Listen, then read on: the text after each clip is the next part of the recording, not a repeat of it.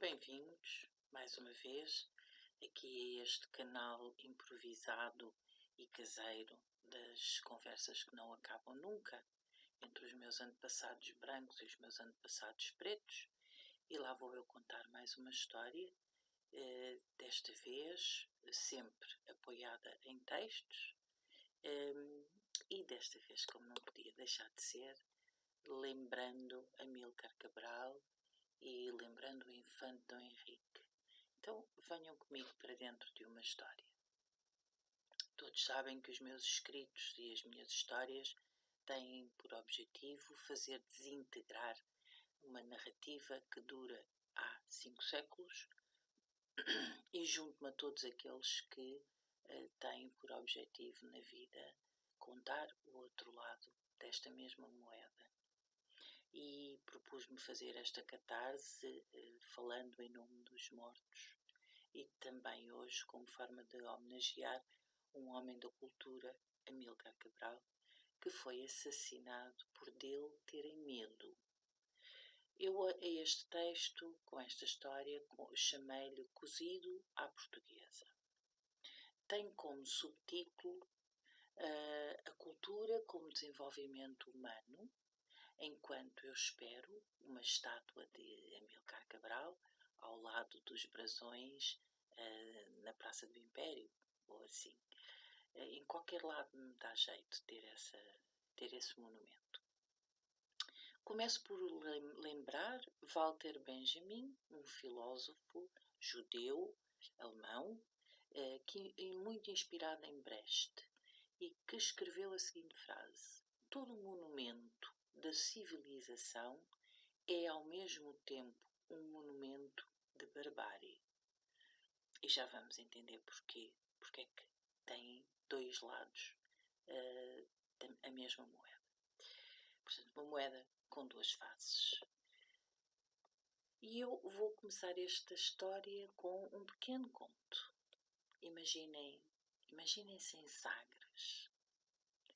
O navio negreiro passava ao lado de Sagres, rumando ao porto de Lagos, enquanto a vida corria entre profundos estudos, dando lugar a excelsos navegadores.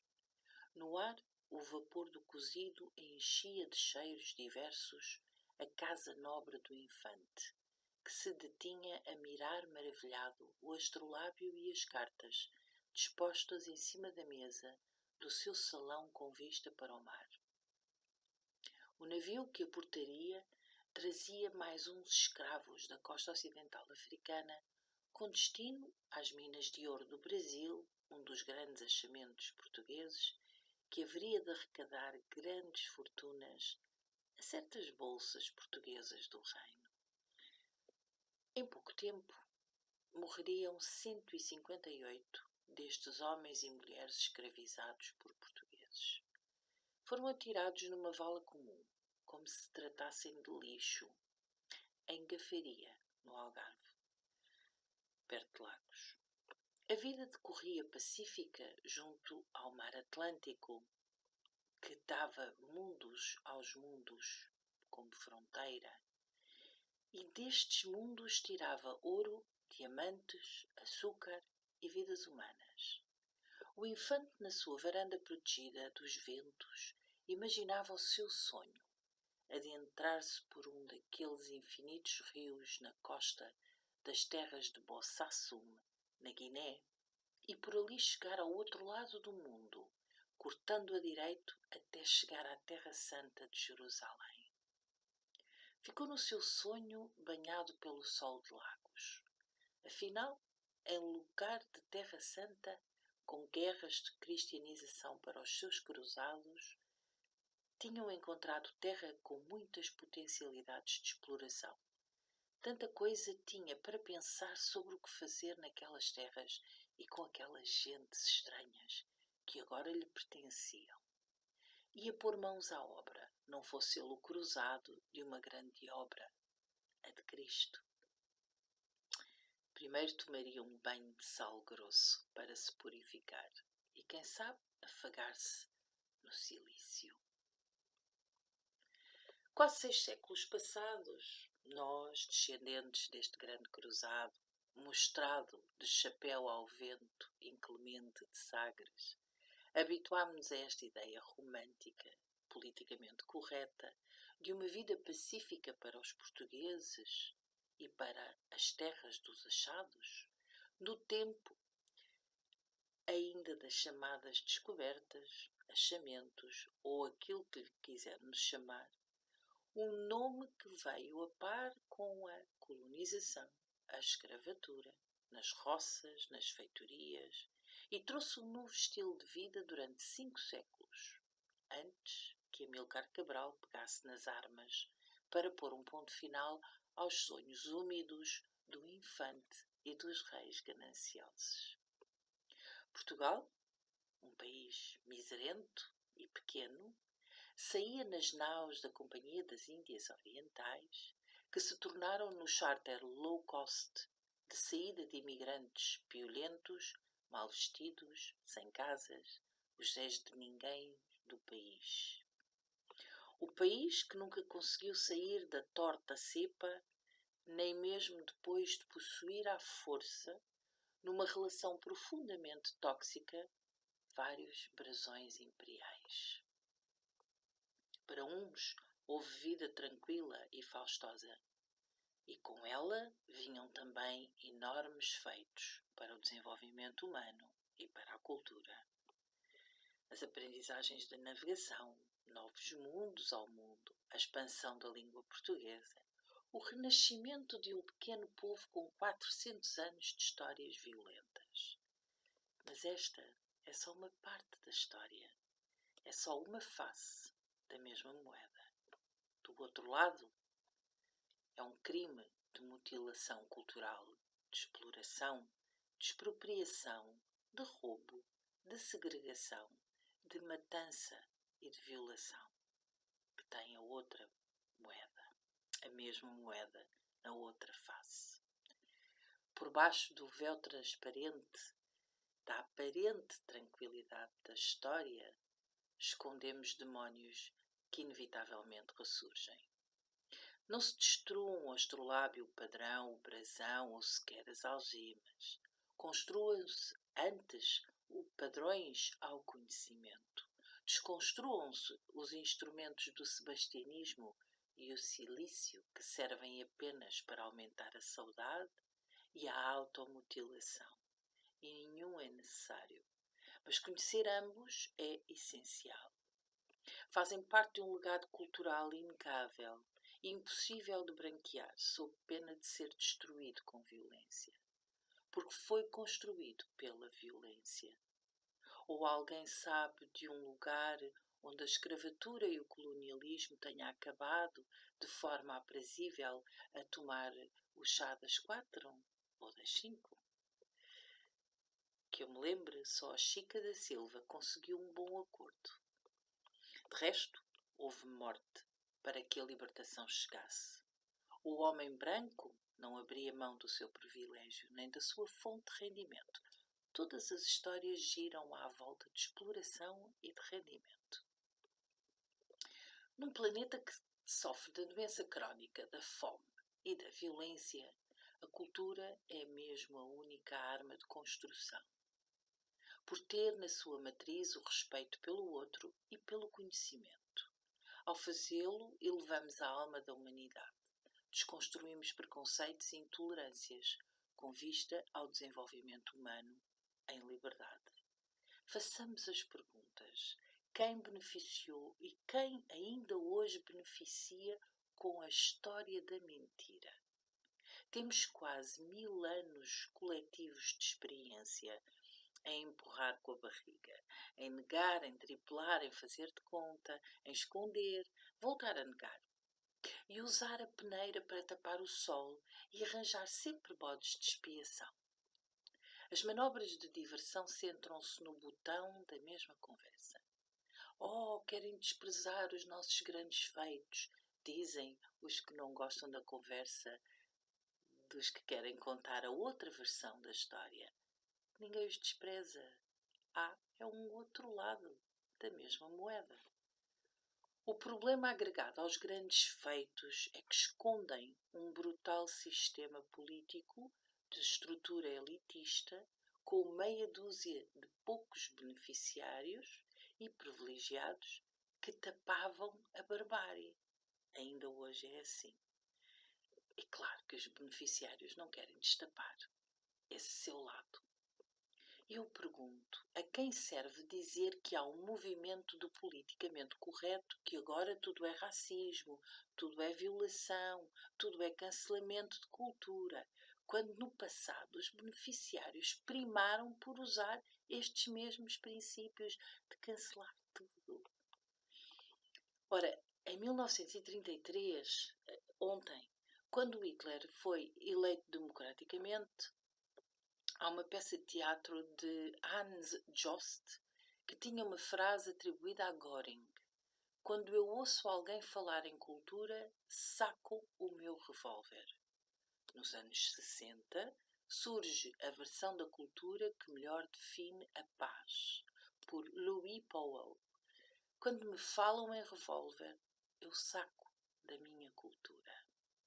Hoje muitos de nós dizemos: quando disparam ódio, eu saco da minha lá pistola com balas de cultura. Desengane-se quem a considerar a cultura supérflua ou inócua. É outro sim temida pelo poder. E todos os homens que assinam pela cultura são temidos pelo poder. A cultura, nas mãos erradas, é uma arma de destruição massiva dos beneficiários do colonialismo, do racismo, da segregação, da escravatura. Por isso é vital andar sempre com a lá pistola no bolso e trazer a cultura para as mãos certas. Há um parênteses que eu vou abrir aqui, como aventureira despretensiosa que sou e uma descobridora de histórias como os portugueses meus antepassados. Não interessa se a cultura é clássica, se erudita, se popular. Toda ela tem lugar.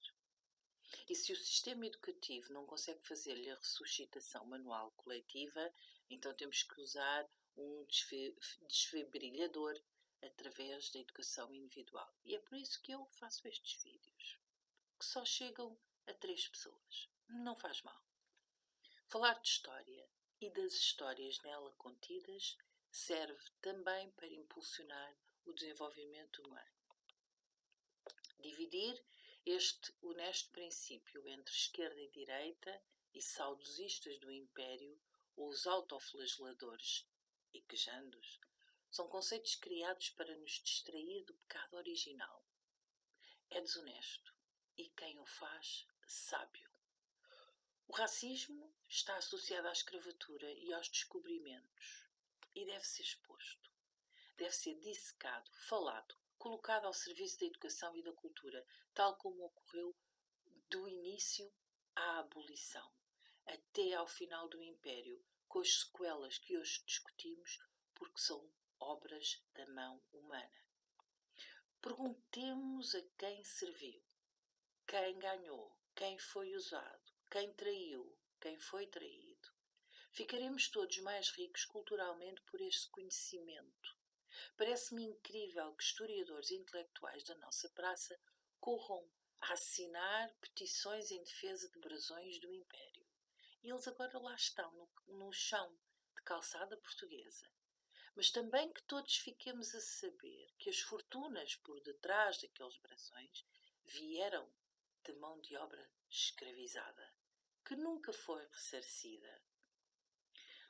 Das minhas buscas no Reino Unido, quando por lá andei, aprendi que todas as famílias, e foram muitas, empresas e entidades beneficiaram com o tráfico e o trabalho de escravos nas suas plantações e negócios. E essas famílias receberam muito dinheiro como forma de ressarcimento quando foi decretada a abolição da escravatura. Reparem bem, os escravocratas receberam dinheiro, não os escravos. Esses foram abandonados. Onde estavam? Sem nada, sem a sua cultura, que já tinha sido cancelada, sem as suas terras, que já tinham sido expropriadas, sem direitos, sem cidadania, sem documentos, nada. Tal e qual como aconteceu no final da Guerra Civil Norte-Americana com os Estados escravocratas do Sul. E este é mais um dos pontos para as sequelas sentidas hoje pelo racismo como estrutura de várias sociedades. A mutilação cultural, ou o cancelamento de cultura, neste caso as africanas, começou a ser feita quando teve início o tráfico humano para enriquecer as coroas europeias e as bolsas de meia dúzia de privilegiados. Agora, nós não mutilamos nem cancelamos a cultura branca. Tentamos fazer justiça com o passado, expondo o outro lado da moeda. O colonialismo tirou partido da escravatura. Usou o racismo como teoria de segregação e a evangelização como domínio cultural. São factos históricos. Não estão a ser cancelados. Estão a ser expostos. O Marquês de Pombal, por exemplo, quando mandou reconstruir Lisboa após o terremoto, fê-lo com dinheiro que vinha da extração de ouro, feita por escravizados no Brasil.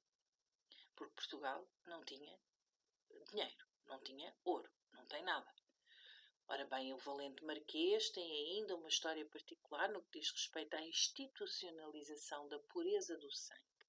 E, em caso de não comprovada pureza, usava a sua consequente discriminação como forma de mutilar a cultura de um ou mais grupos. Vindo mais tarde a história a repetir-se, como foi com o caso dos judeus, expulsos e mortos pelo Marquês de Pombal. Juntando a este bolo, ou a este cozido à portuguesa, a Igreja Católica de Roma, que há 2000 anos elimina e mutila crenças e impõe as suas doutrinas, os seus dogmas, as suas histórias e a sua cultura sobre todos os grupos. Um grupo de gente inspiradora, num país fofinho e que nunca fez mal a ninguém, não é? Por tudo isto, compreende-se a necessidade de fugir à verdade. Claro que agora os mortos querem falar. O dia chegou. E a história portuguesa, com as mais gloriosas potências europeias, está recheada de exemplos de feitos extraordinários e de aberrações humanas, como aquelas que se contam no Museu da Escravatura em Lagos, por ironia de um destino culturalmente sofisticado, situado na Praça do Culto ao Infante Dom Henrique. A liberdade e o desenvolvimento deveriam ser as únicas cenouras na frente do nariz da humanidade. Por falta de respeito para com a cultura, ainda não chegamos a este patamar. Mas, sobretudo, por falta de interrogações. Por que não colocar o caldeirão do cozido na mesa para que este seja dissecado? Quem beneficia que se cale ou que se neguem culturas e histórias completas? Neste país pequeno, onde uma generosa parte da sua população continua a viver em condições de pobreza e iliteracia, onde só uma minoria aprendeu a navegar o barco negreiro, porque os restantes são escravizados. Num país que tem, compulsiva, cíclica e sistematicamente, milhares de imigrantes, por razões de pura sobrevivência, num país que deu grandes descobertas ao mundo e nunca as soube aproveitar usando a decência, perdendo o império, ficou com os anéis com brasões, num país que levava no ventre das naus da sua Companhia das Índias centenas de desgraçados miseráveis e analfabetos para colonizar os portos que achava. Neste país, que fez uma guerra colonial absurda entre irmãos e traiu os seus soldados deixando-os a sós com stress pós-traumático, é o país que usou os soldados das terras colonizadas, dividindo-os, traindo-os, segregando e estruturando a sua política através de uma rede de interesses políticos, económicos e sociais, cuja matriz tem o pecado original, o racismo, e que manifestava sem ambiguidade. Há uns animais superiores a outros. Os brancos são superiores aos pretos. Mesmo que a Bíblia ou a Constituição de hoje diga que nascemos todos iguais. De que têm medo neste país que é o meu país também, do poder e da cultura, do poder do conhecimento, do poder da verdade. Este mesmo país que recebeu com muito pouca vontade 1,5 milhão de refugiados das 6 colónias portuguesas. Portugueses que fugiam da terra deles, mas que era dos outros, com descendentes naturais das suas terras. Retornavam a um país que mal conheciam e juntos neste país se vieram a tornar os motores essenciais do desenvolvimento do país capital do Império, que dizia ter muito ouro acumulado, mas vivia analfabeto e pobre. Que mal pergunte qual é a proveniência desse ouro que Salazar guardava cioso. Deveria ser feita investigação. Talvez viesse do Brasil ou dos campos de concentração na ajudinha que ele deu aos nazis. Nesta fase, hoje atarefada da democracia que ainda se faz parir, indivíduos não têm culpa do passado, aberrante e humilhante dos beneficiários desses sistemas e regimes, mas têm a obrigação de possuir este conhecimento como coletivo e de dissecar as carnes e o cerne do cozido à portuguesa. O Império, até à data da cadeira, foi o pai rico que deixou os filhos passar fome, que enviou os enteados para morrer e ainda assim a filharada sofre de síndrome de Estocolmo e sebastianismo. Façamos como se estivéssemos a investigar uma cena de um crime e perguntemo-nos quem beneficiou. Com todo este cozido de vários séculos, quem ainda hoje beneficia com a divisão e a manipulação de histórias, com o não conhecimento de todos os lados que compõem a história? Quem continua a cancelar o direito da história a ser contada nas várias narrativas, as duas faces de uma moeda? A quem interessa cancelar o conhecimento da cultura como arma de construção da alma da humanidade? Injete-se toda a perícia investigadora na cena do crime, o móvel do crime, os descendentes dos perpetradores, os ideólogos do jogo, andam todos por aí. Pelos vistos, esses nunca morrem. Ficam na clandestinidade do ovo, destilando insidiosamente o veneno do ódio e do racismo, do nacionalismo, do fascismo, minando os caminhos do desenvolvimento humano. Como o fascismo, matando todas as ideias, matando a cultura. Amílcar Cabral, que foi um homem de cultura, tanto quanto da luta armada pela independência contra o Estado colonizador e ditador, é um dos heróis da humanidade, e meu em particular. Ouviu dizer ontem, como eu ouvi hoje, que não houve ditadura, nem racismo, nem colonialismo. Dizem que não passa de uma farsa de quem quer cancelar a grandiosa história portuguesa. Tão grandiosa quanto bárbara. Digo eu que não passa de uma manobra de distração dos saudosistas beneficiários dos crimes. Se Amílcar Cabral fosse vivo hoje ou ontem, teria estado numa grande manifestação por uma vida justa. Ele de novo sacaria da sua arma e ela dispararia cultura. E eu continuarei a usar os meus ensinamentos e a voz dos mortos, meus antepassados, nestas conversas que não acabam nunca. Obrigada a todos os que seguem, os que ouvem, os que me acompanham. São sempre muito úteis, muito bem-vindos. Obrigada e até breve.